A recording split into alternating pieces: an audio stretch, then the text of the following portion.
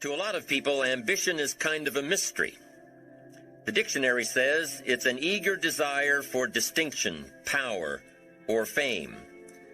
But what does that really mean? Well, let's start with the word eager. All by itself, eager is kind of exciting. Kids are eager for their birthday parties. They expect to be the center of attention, get lots of presents, eat too much. I guess grown-ups are eager for birthdays too. Unless, of course, they're embarrassed that the number of candles on the cake outnumber their achievements. But we can be eager to see a ball game, eager to see our kids in a dance recital, eager to see an old friend, eager to shop for a new car. Eager sounds like a lot of fun. But do you ever hear people say they are eager to live a better life, eager to have a better family, eager to make a lot of money? Probably not. And that's a problem. Because how I see it, living a better life, having a better family, and making a lot of money takes an eager desire. We have the remarkable ability to get exactly what we must have. But there is a difference between wishes and desires.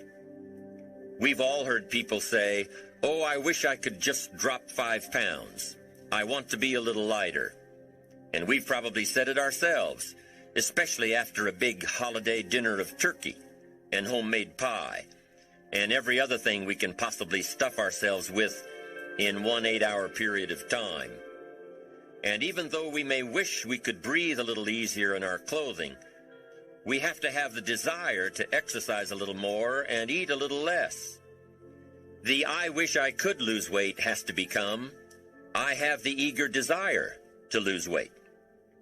I'm also sure you've heard people talk about wishing they had more money to pay the bills, or take a vacation, or just to take a little pressure off of life.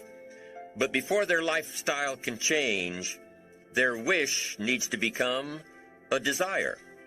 If they really desired change, they wouldn't spend their evenings just watching TV and wishing they were doing something more. The backbone of an eager desire to change is discipline. True ambition is disciplined, eager desire. It's that little part within us that says, if I want to be ready for that meeting tomorrow, I need to finish preparing for it today. If I want to make sure I can pay for my kids' college education, I need to start saving today. If I want a better life tomorrow, I need to start working on it today.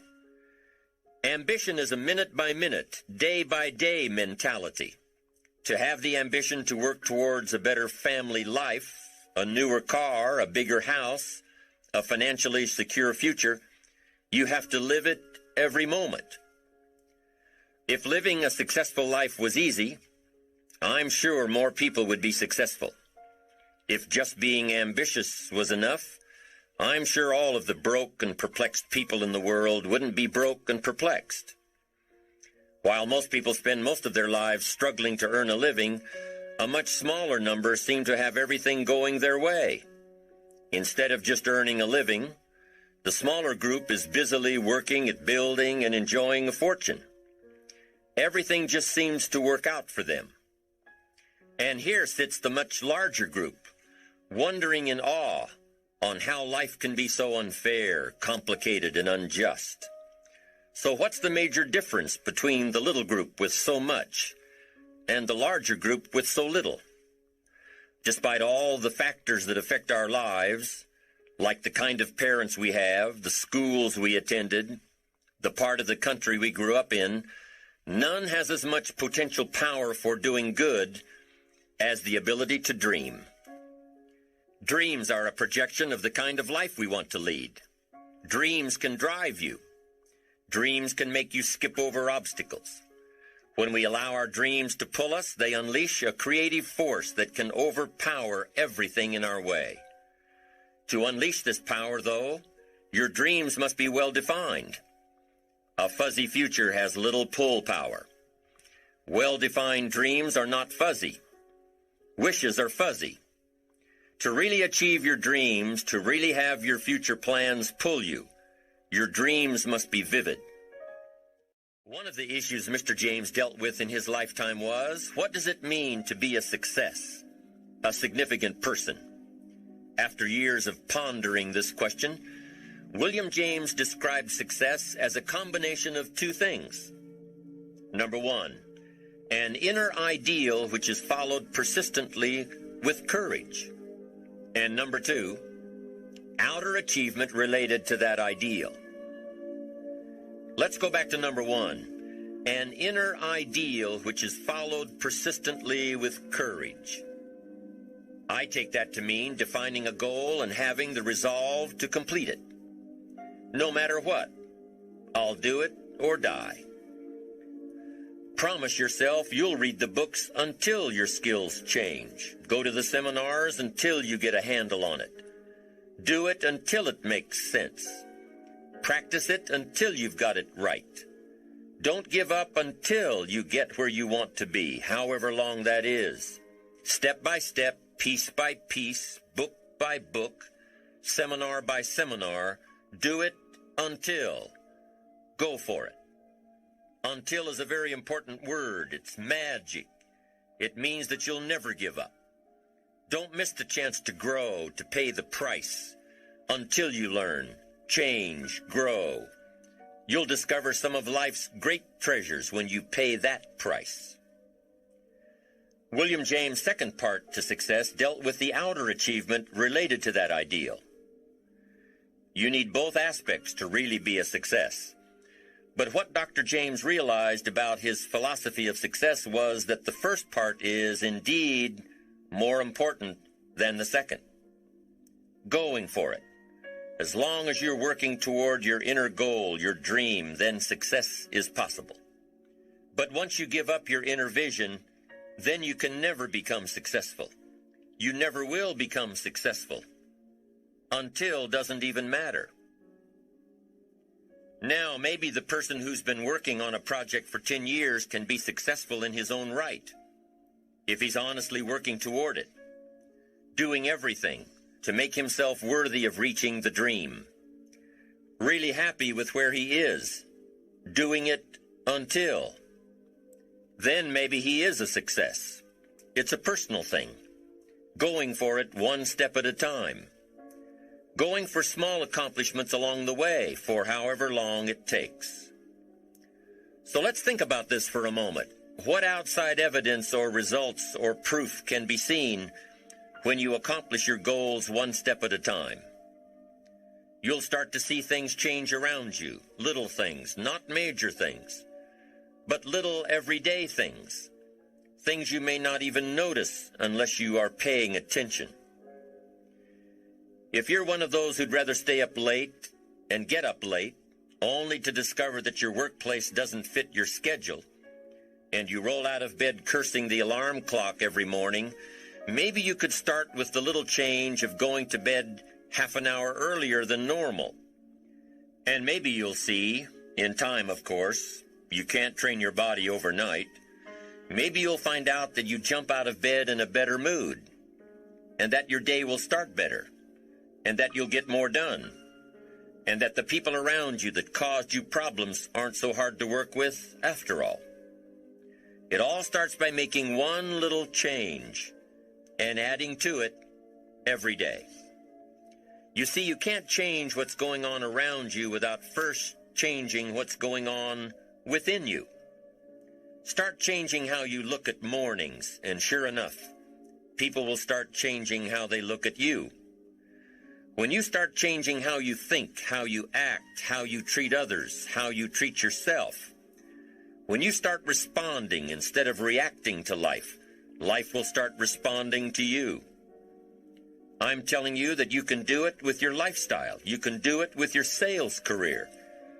You can do it with your management career. You can do it with any part of your life. You cannot believe what can happen in such a short period of time. So you ask yourself, what small changes can I start making today? Well, you can start in your car on your way to work. If you're sitting on the highway, stop-and-go traffic, moving at about 15 miles per hour tops, Look at the guy or the lady sitting next to you and give them a smile, or thumbs up, or even wave. Now, some people might think you're a little strange, but hey, you'll feel better. And tomorrow, when you get into the office, how about a big cheery hello to the people at the front desk, and everyone you see on the way to your office? And when you get home tonight, how about giving your wife or husband and kids big hugs instead of collapsing on the sofa? When you start with the little things that make others happy, improve their day, you'll find that these little things add up to big ones. So what happens when you start taking charge of your own personal happiness, your own life? Do you think that these little things will somehow make a difference in meeting your goals? You bet they will. You can't do it alone. You can't be successful by yourself. It's hard to find a rich hermit, you know. The ambitious person realizes that each of us needs all of us. You all by yourself may have finalized the company's marketing plan, or finished up the sales projections, or even wrote the mission statement for the year to come. Even if you did this all by yourself, you really had the help of all of those around you who tolerated and supported your need to be undisturbed, or provided service to you during the project. Maybe you should thank those people every once in a while with a dinner certificate or a bouquet of flowers. After all, without your support team, you probably wouldn't be where you are today. You can't be successful by yourself, so thank them. Thank those around you, and let them know just how important they are to you. Be it your office personnel or your family or your friends, a thank you sure goes a long way. You don't have to worry about the winds that will most certainly blow around you, the obstacles, the negativity that will stand in your way. You don't have to worry about what other people will say. You just have to keep your mind on your course. Those winds may blow fast and furious, but if you know your path, if you know where you are going, they will help push you toward the dreams and goals and treasures that you have already decided you're going after. Your goals will push you forward, ahead of the stormy weather. There are some amazing people around that we can learn from today, people who have already braved the storms and come out on top. People who are still alive today. People who started with nothing and ended up with something great. Famous people, not so famous people. Maybe even people you know, but don't know their stories. People who had an early vision and ambition. People who turned their focused dreams into the reality of success. One of my friends tells this story about her dad. She thinks he's cheap. She gives him a hard time every time they go to one of those all-you-can-eat places, because he eats all he can eat, until he can't move, until he needs to take something for indigestion. But she knows where he came from, his history, and understands just why he is the way he is. He eats all he can eat because he was raised in an orphanage, a place where you had to grab all you could or you'd be hungry. But the real story behind her father is that he made himself a millionaire with nothing more than a dream. He watched his own father drown when he was 4, was taken away from his mother a few years later and put into an orphanage because he was so bad. Raised by other people, strangers. After growing up in foster homes, he decided to go out on his own. He barely finished high school, but he found a job as a vacuum cleaner salesman. He did well, really well. But the woman he loved didn't want to marry a vacuum cleaner salesman, and he really didn't want to be one, so he went to college, went on to medical school, prospered, really prospered, led a tremendously successful life as a radiologist, and is now retired, goes fishing, rides his Harley. Stories of success are all around us, everywhere. Take the time to talk to these people or read their stories. You might learn something, You might find out that they have already traveled the path you are now on. Many of these people have written books on their journeys. These books tell the stories and give the secrets that we can all learn from. Let's say you decided to take a trip, just a short one, maybe for a weekend. Let's say you want to go away to a place you've never been before. Wouldn't you want to find someone who had been there? Ask them a few questions? What's the best way to get there? The safest route? The quickest route? What do I need to bring to be totally prepared? What fun things should I look for on the way? What dangers do I need to avoid? By talking with someone who has already been there, it'll make your trip that much more enjoyable. It's the same thing with life. By listening to those who are farther along in the journey you are interested in taking, and learning from their successes and failures, you just might pick up something that will make your journey that much better. Listening to the stories of others can be motivating, captivating. They can provide that extra push you've been looking for.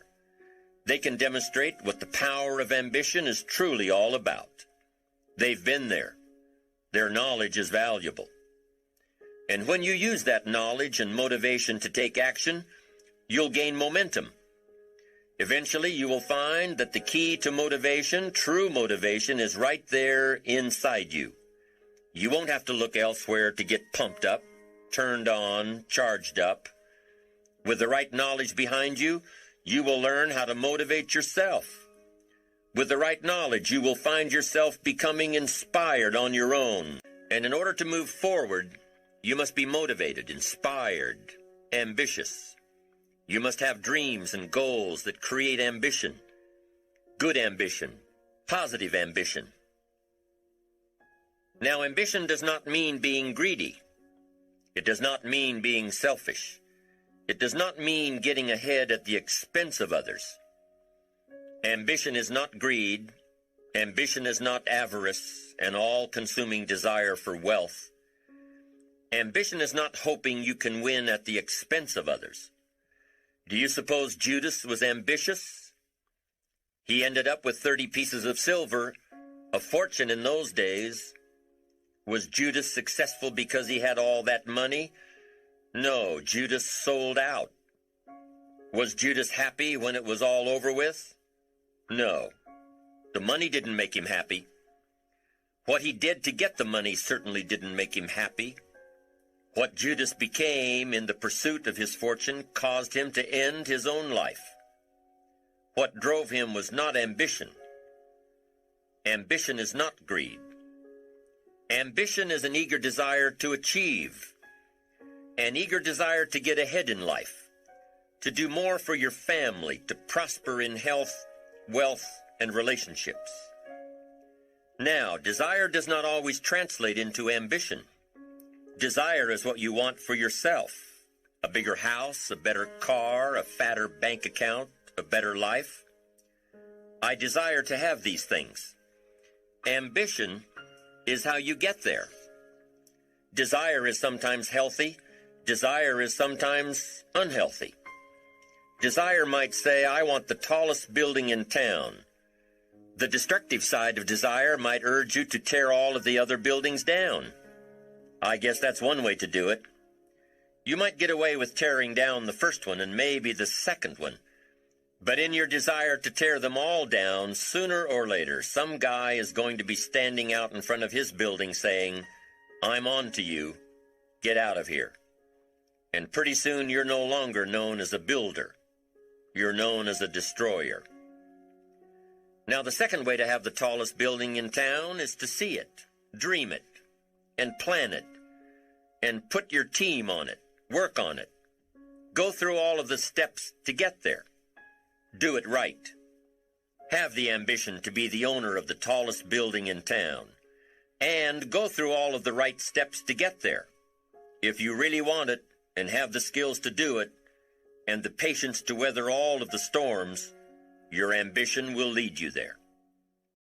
We get paid for bringing value to the marketplace. Now, it takes time to bring value to the marketplace.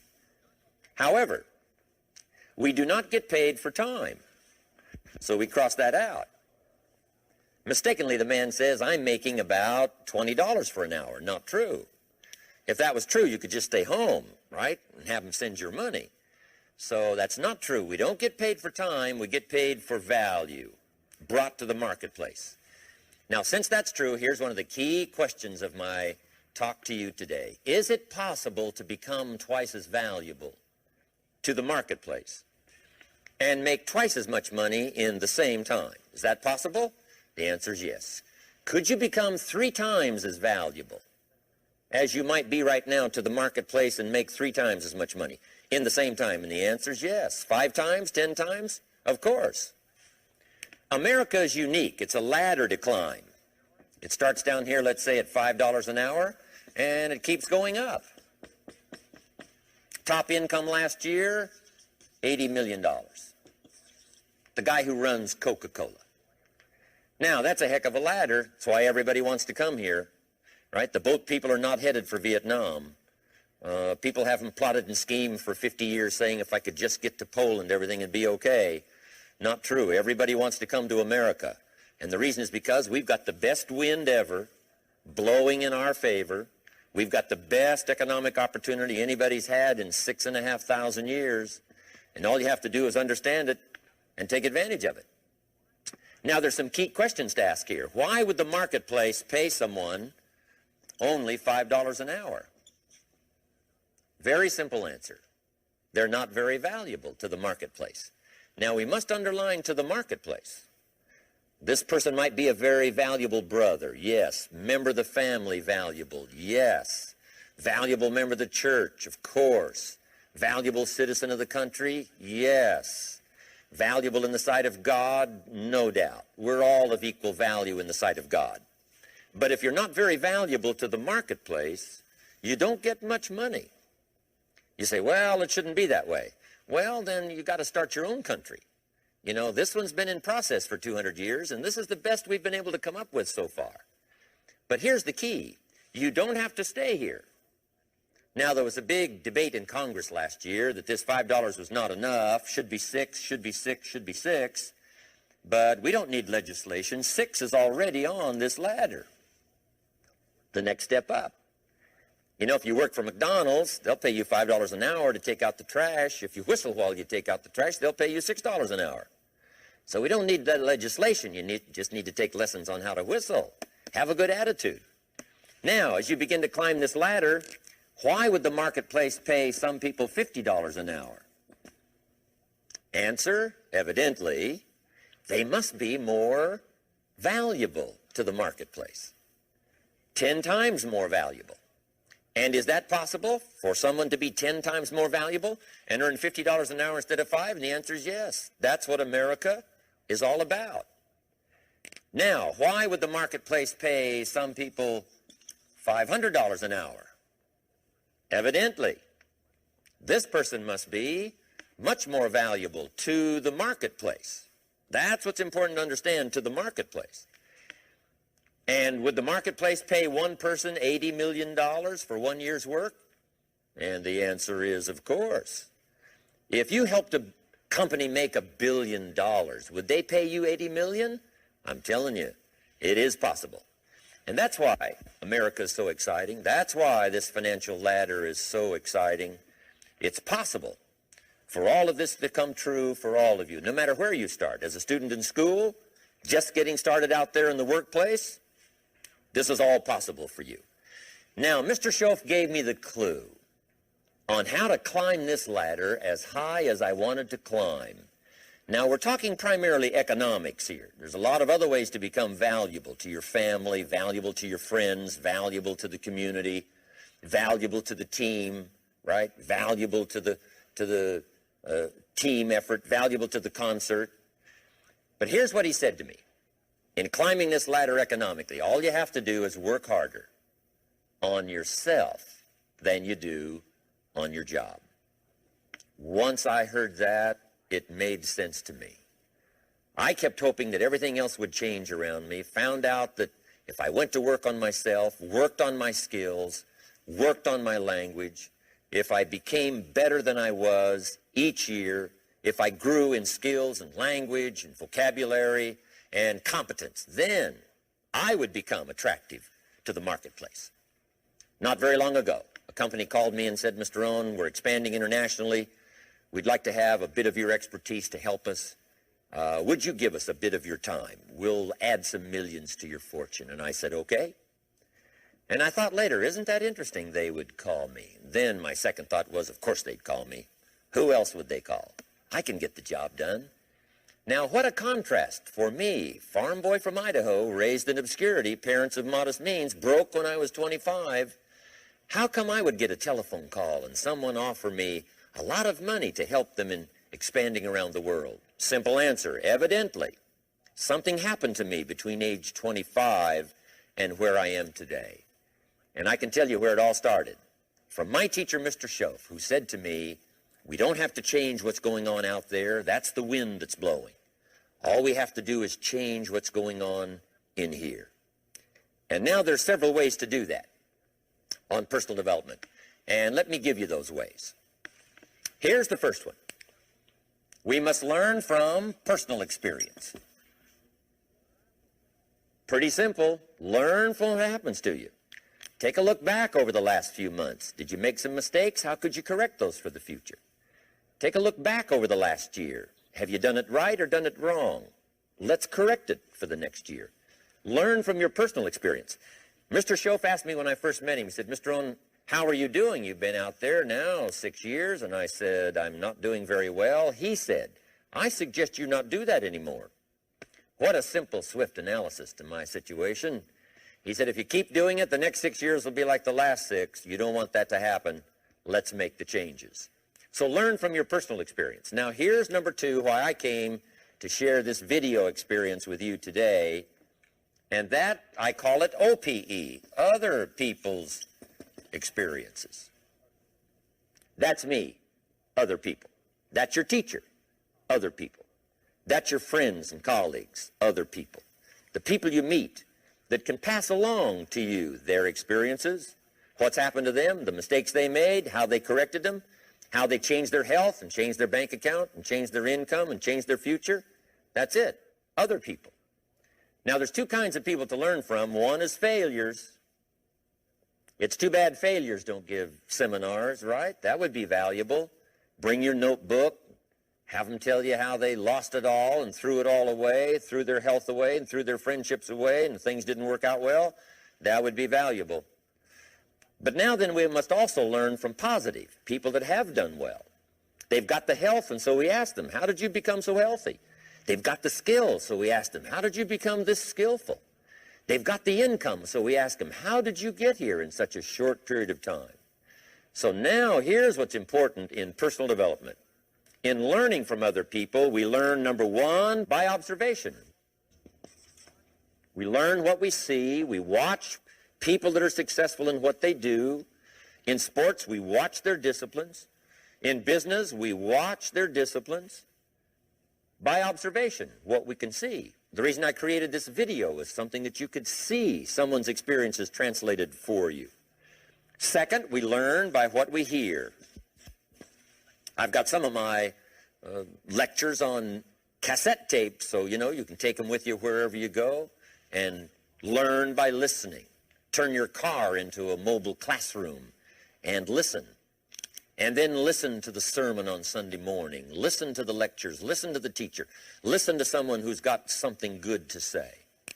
And then number 3 is vitally important on personal development, and that is read all the books you can possibly read in your lifetime. Mr. Schoaf got me started on my library. I've got one of the better libraries. Haven't read everything in it, but I feel smarter just walking in it. My library. At least I was smart enough to buy it. Now I got to be smart enough to read it. And then, of course, I got to be smart enough to decide what's valuable and then do it. But this one is very important. Become a good reader. Some books that helped change my life. Mr. Schoaf recommended, of course, the Bible. And my parents made sure I was a pretty good scholar by the time I was 18. That's been so beneficial for me, drawing from those illustrations. Reading about those stories, people who made it and people who didn't make it and what the difference was. And then other books that helped to really change my life. One called Think and Grow Rich. by Napoleon Hill. And then a book that helped me become financially independent by the time I was 31. And that book is called The Richest Man in Babylon by George Clayson. And I'm going to share a little bit of that book with you when I get to financial independence today, our third subject. But I started reading the books, attending the classes, making sure that I got in front of people that had something good to say. And then I started keeping a journal. One of the major things my teacher taught me was to keep a journal. He said, don't trust your memory. If you hear something good, just make a little note and write it down. Now, at first I took, notes on pieces of paper and torn off corners and backs of old envelopes. And it didn't serve me well, thrown in a drawer. Then I learned to keep a journal, a bound copy of all my notes. So I would suggest you do the same. Things that impress you, a poem that impresses you. When you attend a class, some of the ideas that impressed you, jot them down. You read something in a magazine, right? Some ideas, take those out, put them in your journal. Keep a good journal the rest of your life. This will serve you well. My journals make up a significant portion of my own library. And if you saw my library and saw my journals, I tell you what you'd have to say. This is the library, and these are the journals of a very serious student. No wonder Mr. Rohn is invited to lecture and speak on his experiences around the world. So I want the same thing to happen to you. Value captured that you can resort to later, go back over it and review it, and let it become valuable to you. So that's my first subject, personal development. Work harder on yourself than you do on your job. Develop the skills, learn the lessons, take the classes, absorb all that is being taught to you these days. And then later on, of course, you can sort it out, what's valuable to you and how to refine it for your business and for your life and for your future. But the main thing is to get it and start this process of personal change, personal development. And let me say it one more time. If you will change, everything will change for you. You'll never be the same. You'll keep growing. As you look back on a few months, look back on a few years, you won't believe the progress you can make economically, your relationship with your family, your friends, and whether you're in sports or economics or whatever. I'm telling you, that whole process of committing yourself for personal change, personal value, can really make your life unique and worthwhile.